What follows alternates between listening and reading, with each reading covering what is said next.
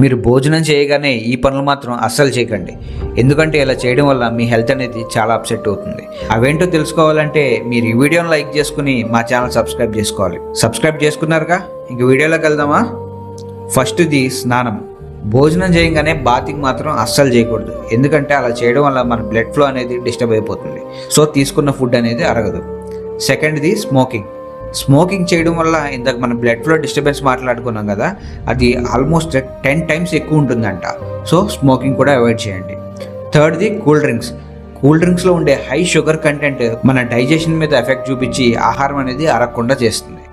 And ఫోర్త్ది fruits. Fruits కూడా మనం భోజనం చేయగానే తినకూడదంట. అలా తింటే ఎసిడిటీ వచ్చే ఛాన్సెస్ ఉంటాయి. ఫిఫ్త్ వచ్చేసి కాఫీ అండ్ టీ. ఇవి కూడా భోజనం చేయగానే తీసుకోవడం వల్ల మన డైజెషన్ అనేది ప్రాపర్గా ఉండదు. అండ్ లాస్ట్ పడుకోవడం. తిన్న వెంటనే పడుకుంటే ఫుడ్ అనేది ఇంప్రాపర్గా డైజెస్ట్ అవుతుంది.